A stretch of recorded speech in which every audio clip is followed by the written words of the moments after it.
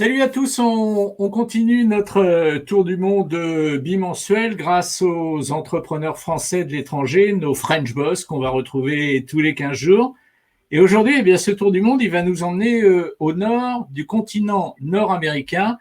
Vous avez probablement, peut-être, reconnu derrière moi la ville de Montréal et on va tout de suite aller y retrouver Frédéric Leroulet. Bonjour Frédéric. Ouais, Eric. Frédéric, on est content de venir à Montréal parce que on n'y est pas allé depuis longtemps et puis c'est quand même une ville qui est super sympa. Et puis quand je regarde un petit peu votre histoire, votre CV, c'est une ville à laquelle vous êtes forcément très très attaché parce que vous y êtes depuis très longtemps. Elle a toujours compté pour vous, Montréal, j'ai l'impression. Oui, c'est une rencontre qui a débuté dans les années 90. Je suis venu avec des copains après notre bac. On est venu pendant un mois. Tout de suite, j'ai senti qu'il y avait quelque chose. Je n'avais pas prévu à l'époque que j'y retournerais 10 ans plus tard, mais déjà, il y a eu quelque chose oui, ça compte. Moi, ça fait 20 ans que je suis à Montréal. Je suis arrivé en 80, un peu plus que ça, même en 98. Et tout de suite, j'ai trouvé une affinité, alors avec la ville, mais surtout avec les gens. Comme une adéquation, quelque chose qui était naturel. Moi, je suis parisien. J'ai commencé à travailler en 97. Après 2 ans de vie parisienne, je commençais à être un peu saturé par le rythme. Et en fait, c'est un concours des circonstances. Et mon ex-épouse voulait aller à Montréal en voyage de noces. Moi, ça me tentait pas forcément. Je trouvais pas ça très exotique parce qu'en partie, j'y avais été précédemment. Et pendant le voyage de noces, une histoire un peu de fou, mais j'ai passé une entrevue professionnelle. Il y avait déjà l'an 2000 qui s'en venait. Et en fait, j'étais très impulsif. J'ai débarqué dans les bureaux. Moi, je travaillais dans les ERP, dans PeopleSoft. Et j'ai débarqué dans les bureaux juste pour dire bonjour. Et puis, de fil en aiguille, j'ai passé une entrevue. Puis, bref, j'ai eu l'opportunité après de partir, de tout quitter en quelques mois. Et donc, c'est ça, après 20 ans à Montréal, où il y a vraiment quelque chose de particulier à Montréal. Il y a une qualité de vie, vous avez peut-être déjà été, une qualité de vie, une qualité d'être qui est vraiment agréable. Et vous venez de prouver par vos simples mots que Montréal vous a déjà d'une certaine manière un petit peu avalé parce que vous m'avez parlé, je cite, de l'an 2000 qui s'en venait. Alors, Ouais. Là, on est vraiment dans le québécois. alors, c'est ça. Après 20 ans, vous n'avez pas le choix. Il y a des mots qui sont adoptés, il y a des formulations de phrases qui sont adoptées. Certainement, je vais avoir des trucs qui vont vous choquer, mais Ah non, non, ça me choque pas du tout. Au contraire, je trouve très charmant cet accent canadien québécois. Frédéric, vous avez créé, donc vous l'avez dit, vous êtes arrivé à Montréal, vous étiez tout jeune, donc c'est là que vous avez créé votre première société. Créer une société au Canada, c'est quelque chose de compliqué ou est-ce que c'est plus simple qu'ailleurs peut-être? alors ailleurs, je sais pas, par rapport à la France, alors je sais pas non plus parce que maintenant, après 20 ans, ça dit les choses ont beaucoup évolué, mais effectivement, créer une société à Montréal. Donc moi, j'ai pas commencé directement, j'ai intégré une grosse compagnie et après quelques années, j'ai vu qu'il y avait une opportunité, ça me travaillait de me lancer. Donc pour répondre à la question, c'est effectivement très facile. Peut-être que maintenant ça s'est facilité, mais il n'y a pas de mise de fonds à avancer. Il y avait déjà un formulaire web à l'époque. On choisit une charte québécoise, une charte fédérale. Ça se fait très facilement, vraiment très facilement. On peut en quelques heures à créer une compagnie et puis on a tout ce qu'il faut d'un point de vue administratif pour lancer sa compagnie. Oui, effectivement. Frédéric, vous avez fait des études d'ingénieur en génie électrique. Est-ce que c'est la préparation qui ouvre le plus le regard pour devenir entrepreneur par la suite? C'est une question que je me pose, hein. Peut-être que oui. Mais c'est vrai que j'observe ce petit décalage qui est amusant. Alors, oui, c'est intéressant. On voit bien qu'il y a l'importance de la technologie maintenant sur le marché. Et tout le monde travaille avec la technologie, donc c'est un imparable. Est-ce que forcément faire ses études en génie électrique ouvrait cette porte? Peut-être pas forcément, mais c'est sûr que dans le contexte actuel, je trouve qu'on est doté de certains outils qui vont faciliter beaucoup les choses si on veut lancer une compagnie dans la technologie. Ça, c'est certain. Ouais. Alors Frédéric, votre carrière, c'est vous qui la connaissez le mieux. Vous en avez déjà esquissé quelques phases. Est-ce que vous pourriez donc en quelques minutes, assez brièvement, nous raconter ce qu'a été effectivement votre carrière On parlera bien sûr de ce qu'elle est ensuite. Ah oui, alors c'est ça. Moi, j'ai commencé à travailler en 97 après mon service militaire qui à l'époque était obligatoire. J'ai commencé à travailler dans un groupe qui était une belle école, Capgemini, à la Défense. C'est ça, comme je le disais tout à l'heure, après 2 ans, alors j'ai eu dans mon parcours des gens vraiment intéressants. Hélène Chinal, maintenant, qui a pris des postes de responsabilité chez Capgemini, qui m'ont fait confiance. J'ai tenté l'expérience, ils m'ont laissé partir avec un congé sans solde au Canada en disant un petit peu, bon, va t'amuser et puis reviens vite. Après 2 ans, là, j'ai décidé en fait de couper le cordon ombilical avec la France, avec Capgemini, et de me lancer plus dans de la résidence permanente, parce que vous savez, alors je sais pas si c'est encore le cas, mais il y a 20 ans, il y avait des grandes facilités d'immigration. En 3 semaines, j'ai eu un contrat de travail qui était lié à mon employeur, mais ça se fait très rapidement. Ça vous donne donc, c'est lié à votre employeur, vous avez un contrat d'1 an et puis il est renouvelable. Après, ça vous donne le temps de rentrer dans un processus plus long de résidence permanente et ensuite de ça, d'immigration pour la citoyenneté, qui est encore une fois très facile. Après 3 ans de résidence permanente, vous pouvez demander la citoyenneté. Et puis après quelques années, CG, il y a eu quelques années où je me suis plus concentré sur qu'est-ce que ça veut dire vivre à Montréal, qu'est-ce que ça veut dire travailler, renouer un réseau professionnel, un réseau social. Parce qu'il y a quand même une rupture assez importante, même si c'est quand même facile de revenir en France. Et puis ensuite de ça, je me suis plus concentré sur ma carrière.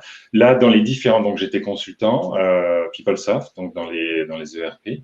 Et après quelques années, j'ai fait un mandat, une mission. On parle de mission plus en France. J'ai fait une mission de chez HEC, HEC Montréal. Et j'ai vu qu'il y avait une opportunité dans mon domaine, dans la gestion informatique, de faciliter un peu plus les processus d'affaires, ce qu'on appelle maintenant des outils de workflow. Et j'ai lancé tout seul un outil qui a été adopté par mon ancien client. Alors au début, je l'ai fait tout seul. Ça a été d'ailleurs une erreur. Je me suis épuisé après 2 ans. J'étais complètement brûlé, comme on dit ici. Et j'ai décidé en fait de réintégrer mon entreprise. Ça a été une super expérience. Ça a été un succès personnel, pas forcément un succès financier. Je m'en suis tiré à peu près bien, mais surtout un succès personnel. Ça m'a donné en fait une perspective complètement différente du monde de l'entreprise, parce que autant quand vous êtes dans une grande entreprise, vous touchez, c'est très vertical, c'est très profond. Alors que quand vous lancez une compagnie ou vous travaillez dans une petite structure, vous touchez à plein de trucs différents. Vous faites, on dit, du gardien jusqu'au président. C'est un peu ça, c'est-à-dire que faut regarder la partie business, faut regarder la partie produit, la relation client, le support, etc., etc. Donc, vous touchez un ensemble, le spectre est vraiment large, et ce qui fait que vous savez dans quoi vous êtes bon et dans quoi vous êtes moins bon. Et moi, ça m'a permis en fait après de progresser dans la structure. Je suis devenu directeur, chef de projet. Puis après, en fait, en 2017, après un retour de 10 ans à peu près, là, j'ai vu qu'il y avait une autre opportunité. J'avais fait un peu le tour de ce que je pouvais faire, de la gestion de projet. Ça me tentait pas forcément de monter dans la hiérarchie, beaucoup de stress, beaucoup de pression, beaucoup d'heures, etc. J'avais plutôt envie de retourner dans un truc plus autonome. Je suis parti à mon compte, ça s'est pas forcément bien passé. Et puis là, j'ai vu qu'il y avait une opportunité avec Grenadine. Et puis là, je me suis lancé encore, ce coup-ci plus seul. J'étais avec 2 personnes, 2 cofondateurs. Et puis là, c'est là qu'en fait tout est parti avec Grenadine. Ça veut dire que, si j'ai bien compris, vous avez fait plusieurs allers-retours entre l'entrepreneuriat et un job de salarié. Est-ce que ça veut dire que, selon vous, il est plus facile dans ce pays d'être salarié d'une entreprise que d'être à son compte? Ah non, c'est un choix personnel. Moi, j'ai trouvé que travailler dans des grosses structures était une superbe école. On apprend beaucoup sur ce qu'il faut faire, ce qu'il ne faut pas faire. Non, si vous voulez être contractuel ou lancer une compagnie ici, c'est très très facile. C'est juste une préférence, une affinité personnelle dans quoi vous sentez bien ou qu'est-ce que vous voulez faire en fait. C'est vraiment le choix. Je pense qu'il est plus facile de partir une entreprise et d'être à son compte ici qu'en France. Non, je pense que c'est l'inverse en fait. Frédéric, j'ai lu pas mal de choses qui vous concernaient. J'ai notamment lu des phrases et qui me laissent penser que, depuis le début de votre carrière, vous avez beaucoup changé votre fusil d'épaule humainement. vous êtes peut-être pas le même homme que celui qui a débuté il y a quelques années maintenant. Je vais lire quelque chose que vous aviez dit à l'époque et qui peut-être explique une partie de votre vie aujourd'hui. Quand vous étiez enfant, avez-vous déclaré, les moments les plus forts, c'était les rassemblements. Est-ce que cette notion de collectif, c'est quelque chose qui, aujourd'hui, anime votre vie professionnelle et qui, quelque part, cette notion de collectif, Frédéric, elle est un peu antinomique avec le fait d'être entrepreneur? Alors oui, c'est super intéressant ce que vous ramenez. Alors écoutez, ça, en fait, ça se rejoint. C'est-à-dire que, comme je vous avais dit précédemment, j'ai fait une expérience seule d'entrepreneuriat, donc il y a 15 ans, et je suis arrivé au bout de cette. J'étais bon, humainement effectivement très différent, euh, très pas arrogant, mais très une certaine confiance en soi. J'avais une idée, enfin, en tout cas déterminée. J'étais vraiment déterminé sur ce que je voulais faire. J'avais une vision très claire du produit que je voulais lancer. Et j'avais des gens autour de moi qui me parlaient, qui me donnaient des conseils, etc. Et je les écoutais pas forcément. J'étais comme dans une. J'avais mon idée, il fallait que je la fasse, etc. Et j'ai été au bout de cette détermination, au bout de cette capacité de monter une boîte seule. Je me suis retrouvé, et puis la conclusion, c'est que je me suis fatigué. J'ai vraiment ressorti après 2 ans. J'ai vraiment essayé de tout faire tout seul parce qu'on n'arrive pas à déléguer, parce qu'on pense qu'on est la seule personne à pouvoir bien faire les choses. En fait, on arrive très rapidement à un épuisement parce que c'est impossible de faire ça tout seul. Et donc, c'est là où je me suis rendu compte de cette erreur finalement, parce que c'est une erreur de penser en même temps de vouloir avancer seul avec une épée et puis que les autres vous suivent. Donc ça m'a profondément effectivement changé humainement. J'ai même dans mes relations de travail après, je me suis rendu compte que c'est pas que j'écoutais personne, faut pas penser que c'était ça, mais il y avait quand même de cet ordre-là, de cet ordre de difficulté à travailler en équipe, en tout cas je sais pas vraiment comment l'expliquer.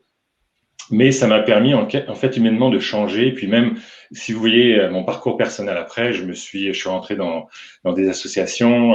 Humainement, j'ai vraiment profondément changé. Je me suis même intéressé à la spiritualité, au développement personnel, etc. Et ça m'a amené la conclusion enfin, en tout cas, de ne plus avoir envie de me lancer seul en affaires et donc de rejoindre une équipe et avec tout ce que ça comporte, le support. Vous n'êtes plus seul à affronter toutes les difficultés, tous les défis que vous allez rencontrer dans l'entrepreneuriat. Vous êtes avec des gens, donc c'est un support, mais il y a aussi des difficultés à travailler en équipe réduite, à travailler, à rencontrer, à trouver des solutions ensemble, à rencontrer des défis. On apprend énormément. Lancer une entreprise, c'est une rencontre avec les autres, avant tout, une rencontre avec soi-même. On apprend énormément ensemble. C'est un peu une thérapie de groupe. Et effectivement, mon cheminement humain m'a amené ici aujourd'hui, et surtout dans l'événementiel, qui n'est en fait que la connexion de personnes, la rencontre de personnes, l'échange, etc., etc. Donc, effectivement, dans mon évolution, ça a changé et les valeurs humaines sont maintenant beaucoup plus présentes que précédemment.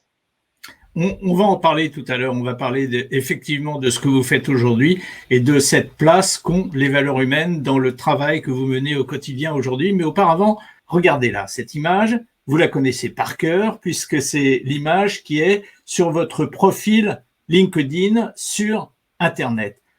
Cette image, moi, je la trouve bizarre. Un ballon, un enfant masqué.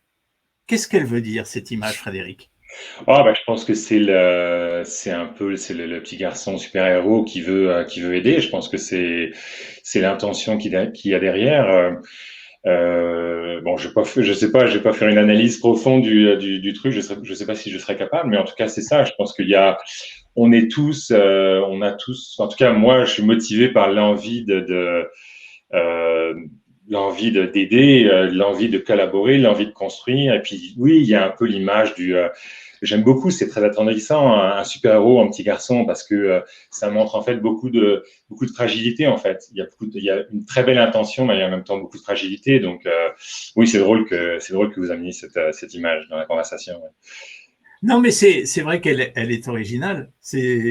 Moi, je l'ai trouvée originale. Moi, vous savez, je parcours des CV sur LinkedIn en permanence pour les besoins de mes interviews. Et c'est vrai que cette image est réellement originale. Et sans rentrer dans une psychologie de supermarché, ça m'intéressait de savoir ce qu'elle représentait. Et donc, j'aime bien votre réponse. Vous vous sentiez super-héros? Vous rêviez d'être un super-héros quand vous étiez enfant? Ah, quand j'étais petit, oui, ouais. Plus ça, moi, je voulais être un agent secret. Moi, j'ai vu rien que James Bond, c'était mon idéal.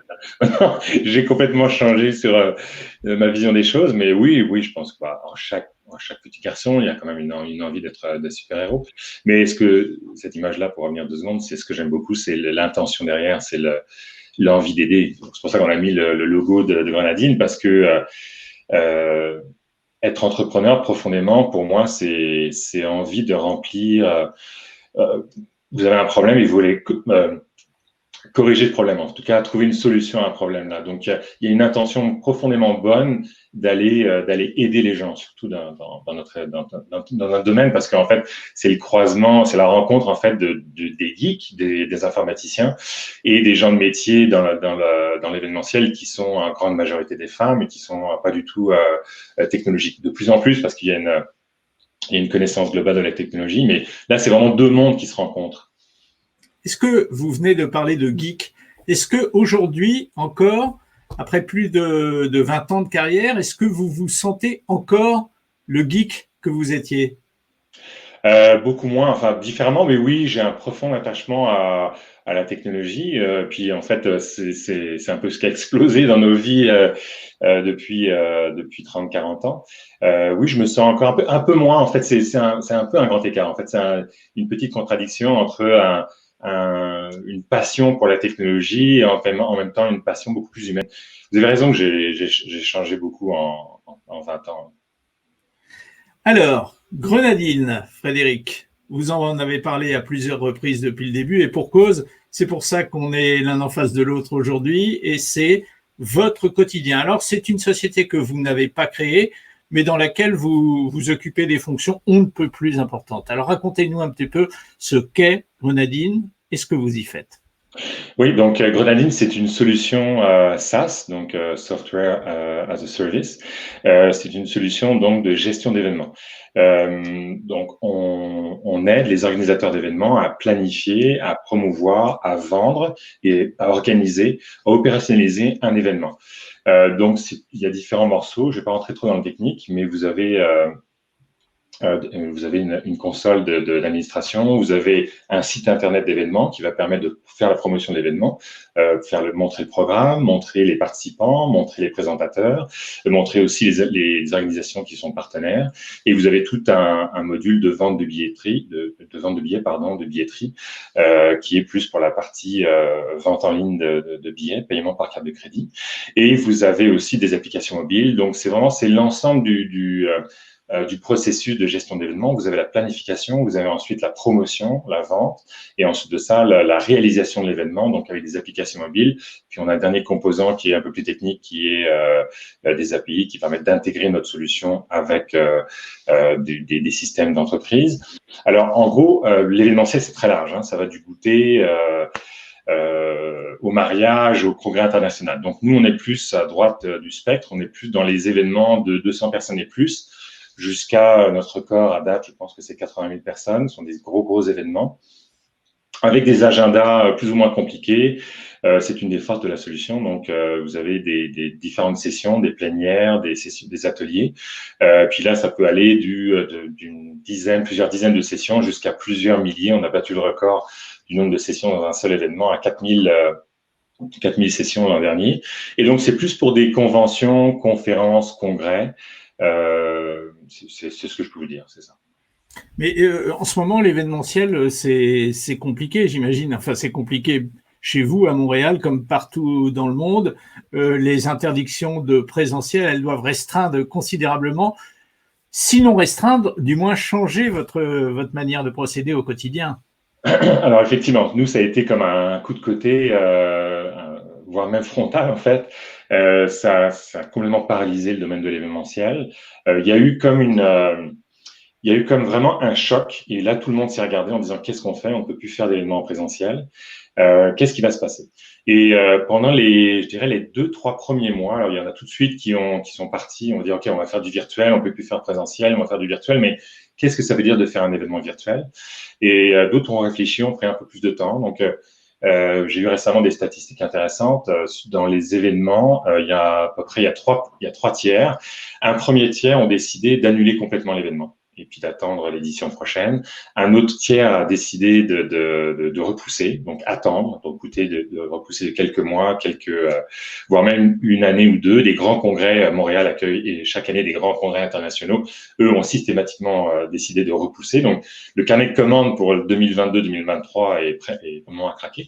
Et le dernier tiers, pardon, a décidé de passer en virtuel.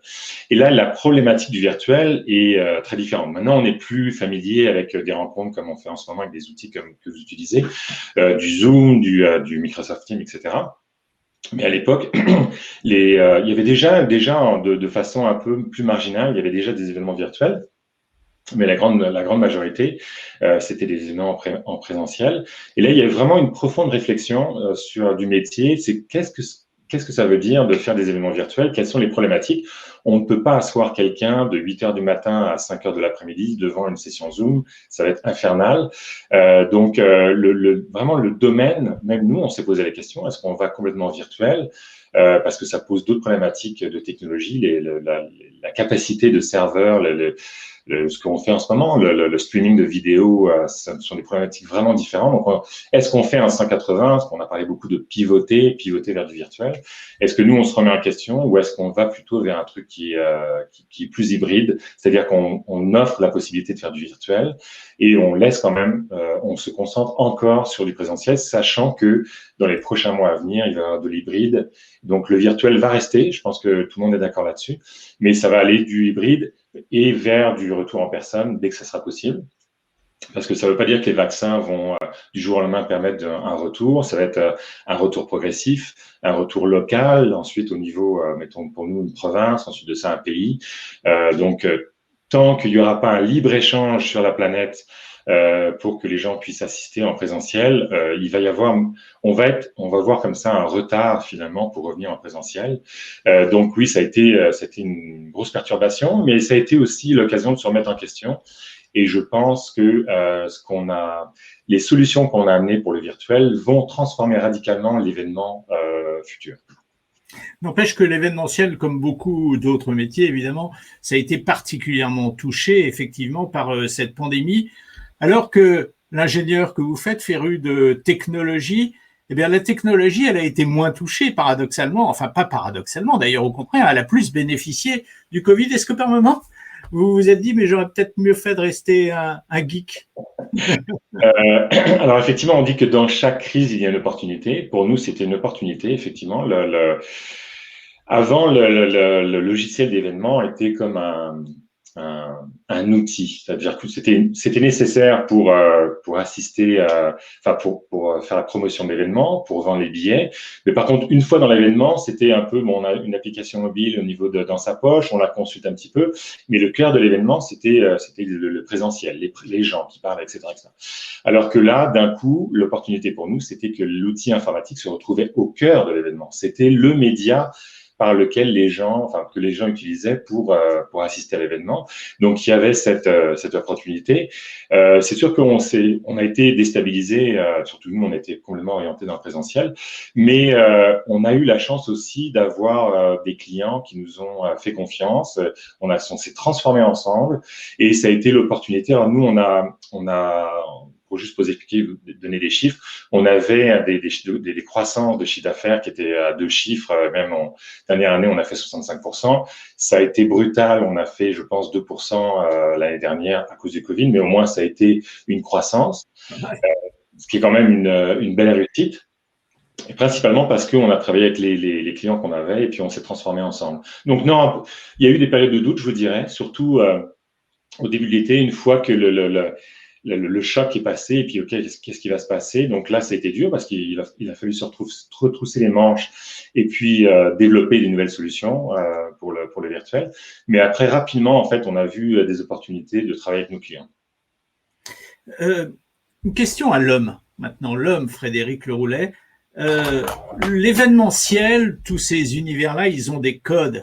Ils sont des codes très particuliers et qui sont des codes très, très différents de ceux des ingénieurs. Est-ce que l'homme, il n'a pas eu du mal, sur un plan humain, donc, à s'adapter à cet univers nouveau qui est un peu plus clinquant, qui est moins, enfin, qui est différent, qui est très, très différent?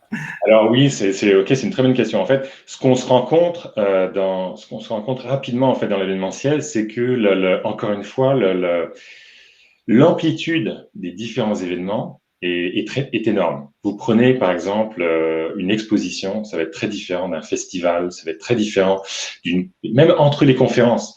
Vous allez avoir une conférence académique qui est plus orientée sur le contenu. Donc, une conférence marketing, un lancement de produit va être plus axé justement sur le marketing, sur le paraître, sur l'esthétique de l'événement. Et cette dimension-là va être très différente d'un événement à l'autre. Donc, c'est drôle parce qu'on voit que notre équipe, nous, a un ADN composé de différentes personnes. Et notre ADN nous a naturellement orientés vers, on a un fort segment académique. On travaille beaucoup avec les universités, notamment celle à Montréal. Et je me suis posé la question, pourquoi naturellement on gagne plus de clients dans ce domaine-là? Je pense que c'est ça, il y a un ADN et puis il y a une adéquation avec le marché. Et le marché est tellement large que nous, on va plus aller dans la grosse entreprise, dans les universités, dans les corporations, etc. Qu'est-ce que l'événementiel vous a appris sur la vie professionnelle que vous ignoriez? Je ne parle pas des aspects techniques de votre quotidien, mais qu'est-ce qui vous a appris, l'événementiel? Alors c'est drôle, à remettre justement l'humain au cœur du sujet. Vraiment, quand on garde le point commun de tous les événements, il y a une partie, alors dépendant du sujet de l'événement, mais il va y avoir une partie partage d'informations, transfert d'informations, rencontre. Ce qu'on voit, la principale difficulté en ce moment des événements virtuels, c'est comment on fait pour reproduire cette facilité de rencontre entre les intervenants. Et il y a aussi la partie suivante, mais dans le point commun, c'est vraiment la rencontre entre un et plusieurs personnes et de voir que ce qu'on appelle le user engagement, qui est le principal défi de la majorité des événements, c'est d'arriver à impliquer les gens dans l'événement. Vous savez, un événement, là-dessus, c'est intéressant aussi parce que le virtuel a amené une définition un peu différente.